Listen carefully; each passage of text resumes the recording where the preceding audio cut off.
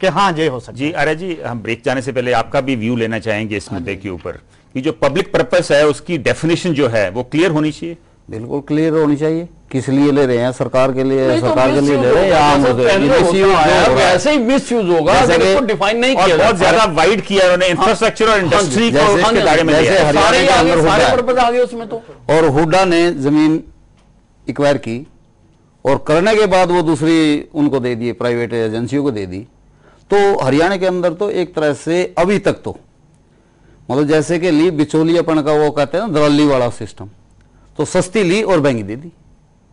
और आज भी मेरा ख्याल का हर जिले के अंदर हजारों एकड़ जमीन ऐसी पड़ी है। मैं एक बात की बात करता हूं, हमारी सरकार आने के बाद एक तो ये हरियाणा अर्बन डेवलपमेंट अथॉरिटी जो हुड्डा है और एक हरियाणा के मुख्यमंत्री चौधरी भूपेंद्र सिंह हुड्डा हैं, दोनों में फर्क करना। ये किन की बात कर रहे थे आप आर्य साहब? हम उसकी बात कर रहे थे, हुड्डा जो अपना महकमा है, महकमे की बात करें। हुड्डा सरकार, हमारी सरकार ने आने के बाद हमारी सरकार ने आने के बाद अपनी किसी किसान की जमीन को एक्वायर करके किसी बिल्डर को नहीं दिया। नहीं, ये तो आप देखो बहुत इंस्टांसेस हैं। वजीराबाद में किसी ने पहले कर रखी, वो अलग बात है। नहीं दिया आपने, हमारी पहले दिया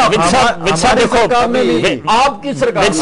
देखो प्रोफेसर वीरेंद्र जो मुख्यमंत्री हैं, उनके पॉलिटिकल एडवाइजर हैं और वो अब रिकॉर्ड पे आ रहे हैं कि हमने ऐसा नहीं किया। मैं भी रिकॉर्ड पे कह रहा हूं, ये कह रहे हैं कि जमीन आपकी सरकार से पहले की पहले सरकार के पास पहले की एक्वायर थी, करी आपने। वजीराबाद में 350 एकड़ जमीन आपने डीएलएफ को दी, एक ऑक्शन हुई, एक बिड आई और एक कोई दे दी।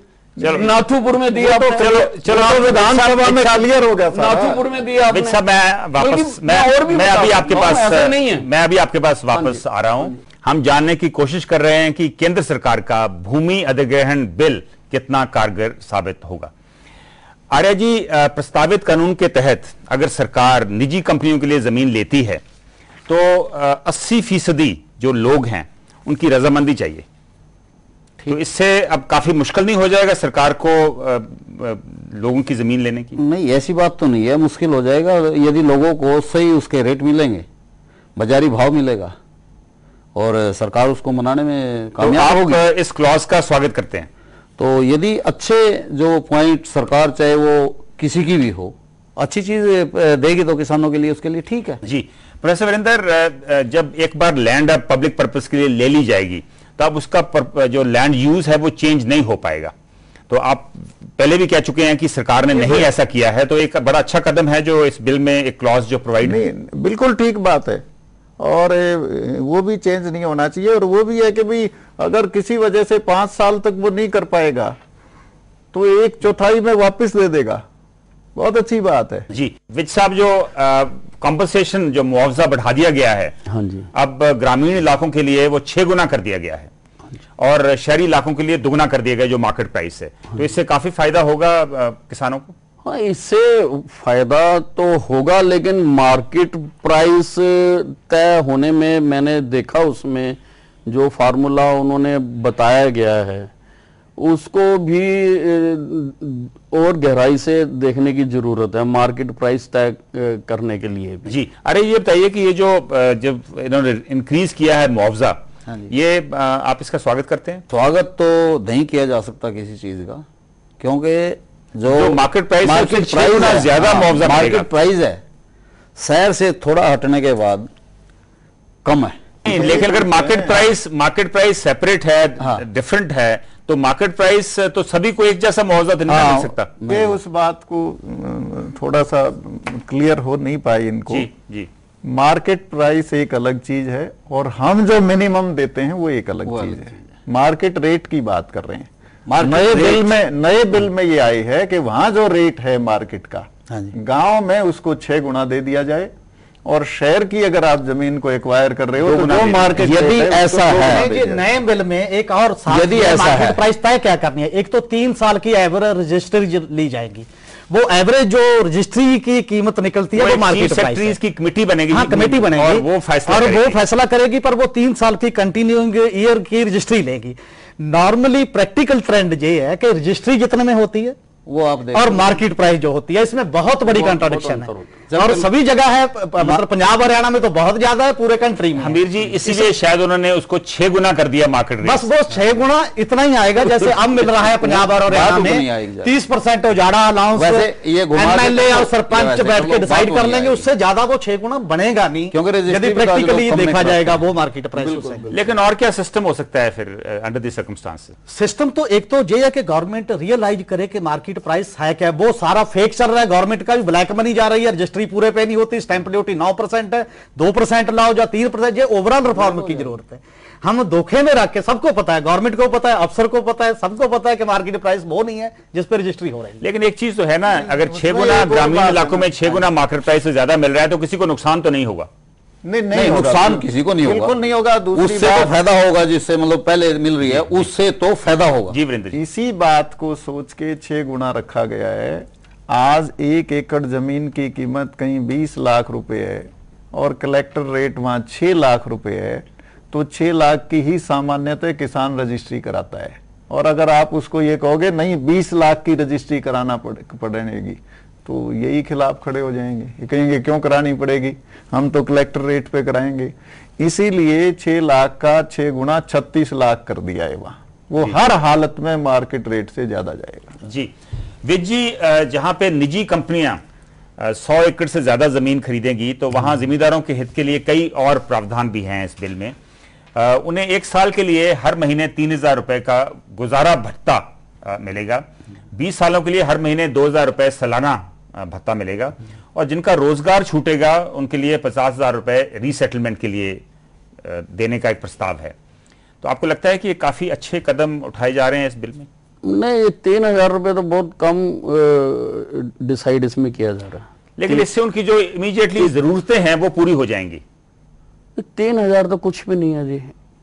जो एक किसान है जो अपनी खेती करके कमा रहा है, बच्चों को रोटी दे रहा है, उसकी जमीन छिन जाती है, ये ठीक है कि उसको मुआवजा भी मिलेगा, लेकिन 3000 रुपए और लैंडलेस के लिए, पर उसके साथ साथ उसको एक एनुटी तो मिलेगी ना, जो लैंड भी मिलेगा, जो लैंडलेस है जी, लैंडलेस के लिए भी इसमें 3000 ही कहा गया।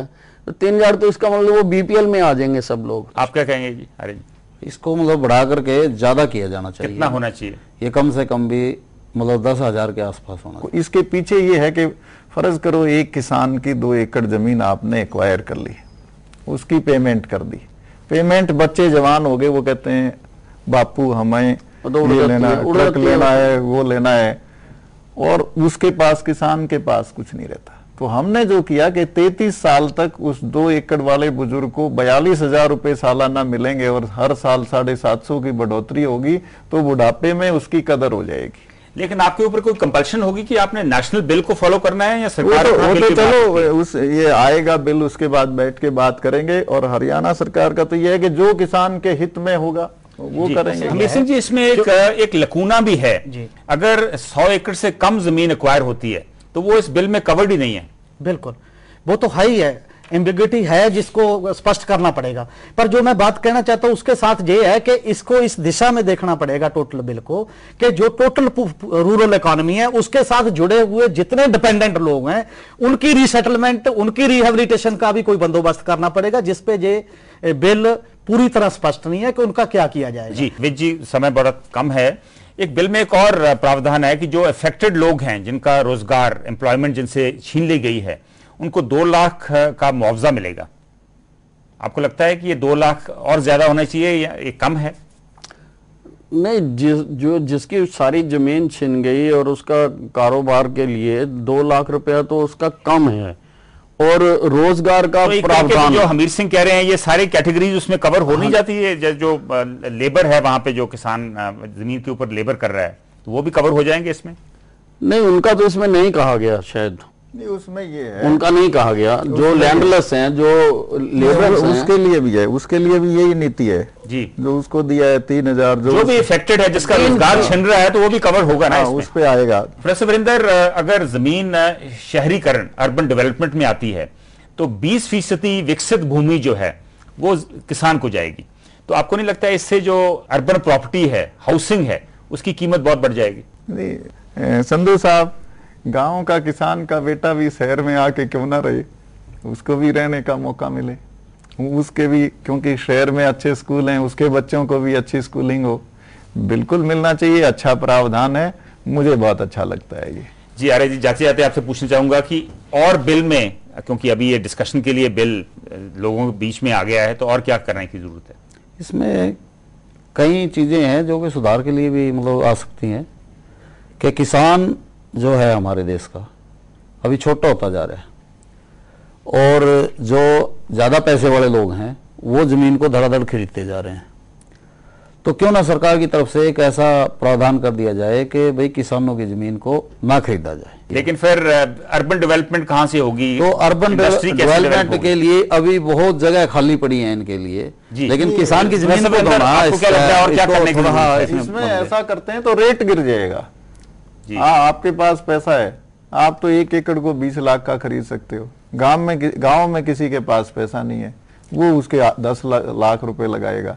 ये नहीं, किसान अपनी जमीन को किसी को भी बेचे, जहां उसको रेट अच्छा मिले, उसको छूट होनी चाहिए। ऐसे तो फिर हमारे को बड़े बड़े जो पूंजीपति हैं वो लेकर के हमें नंगा कर देंगे, जबरदस्ती हम उस पैसे को होटलों में, कारों में या कोठी बनाने में खो देंगे, तो हम बेरोजगार हो जाएंगे और एक दिन हम सड़कों पे होंगे। हमीर सिंह जी, अब ये करीब 100 साल से पुराना जो कानून था वो चेंज होने जा रहा है, तो आपको क्या लगता है कि इसमें और क्या इंप्रूवमेंट की जा सकती है? बिल्कुल चेंज होने जा रहा है, एक अच्छी बात है। डिबेट होगी कंट्री में, अभी स्टार्ट हुई है, 31 अगस्त तक टाइम दिया है।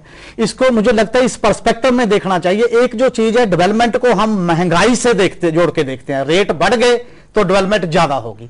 जे देखने का नजरिया भी चेंज करना पड़ेगा, लोगों को सेटिस्फैक्टरी लाइफ चाहिए। आपने काफी इंटरेस्ट लिया है इस मसले के ऊपर, आपको क्या लगता है कि अगर ऐसा बिल लाना ही है तो कैसा बिल होना चाहिए? सबसे पहले तो कहीं पर भी अगर लैंड एक्वायर करनी है उसका कोई सर्वे होना चाहिए, कोई स्टडी होनी चाहिए।